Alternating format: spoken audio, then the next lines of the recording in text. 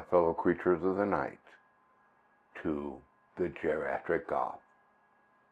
I'm your host, the old vampire who still prefers cinematic grain to digital smoothness. Tonight, we are sinking our teeth into a piece of cinematic history and glamour, 1936's Dracula's Daughter. Dracula's Daughter is the official sequel to 1931's classic Dracula, but without the star and with a little bit of a twist, especially for films just prior to the pre-code era.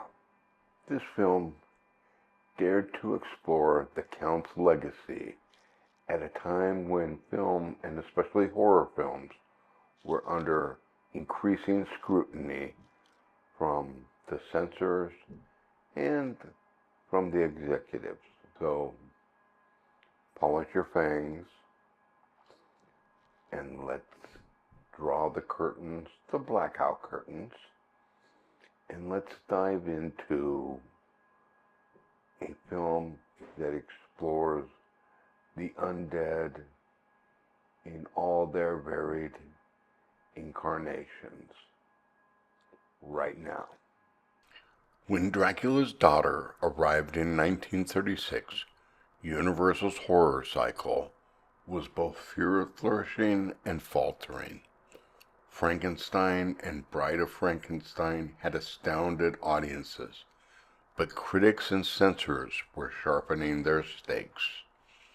Universal needed something that honored its past while offering something new, and that something was Dracula's Daughter, a sequel without its star. Look at me. What do you see in my eyes? Dead. With Bela Lugosi absent, save for a replica, the story shifted. It shifted its focus to Countess Marya Zaleska, played by Gloria Holden, an actress of haunting grace. She longs to free herself from her father's curse, but as we'll see, bloodlust doesn't vanish with good intentions. Within the Universal pantheon, Dracula's Daughter is the dreamer's entry. Less terror, more tragedy.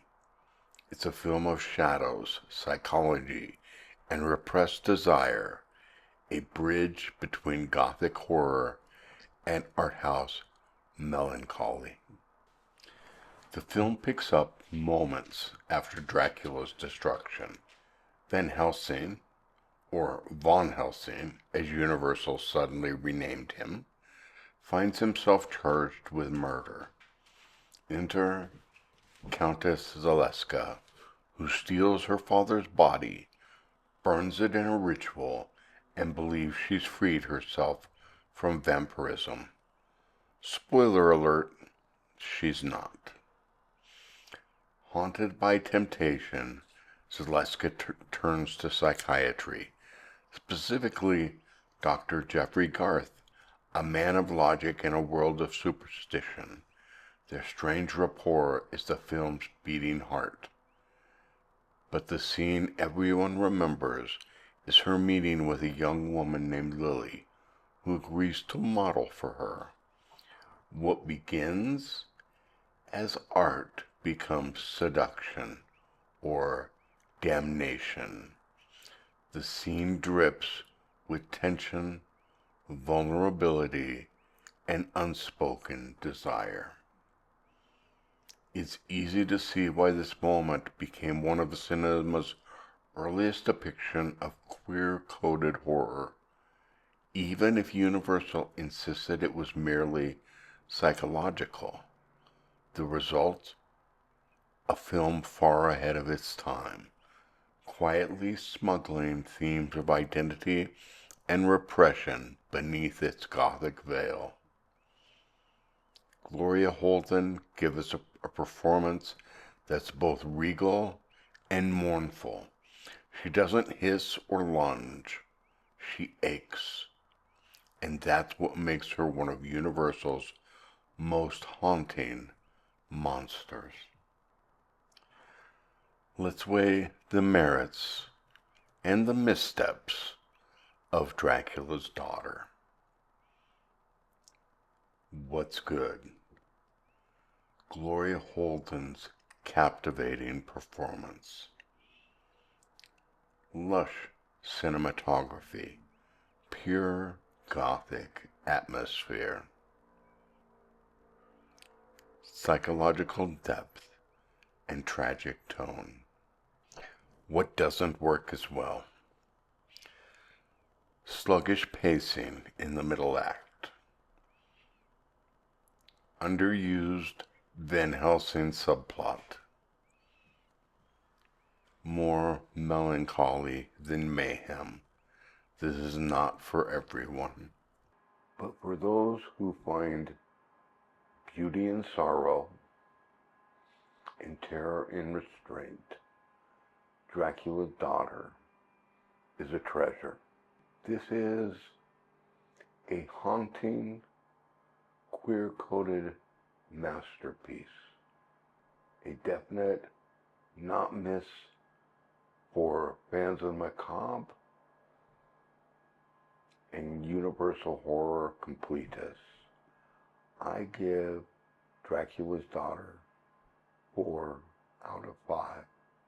So, what do you think of Dracula's Daughter?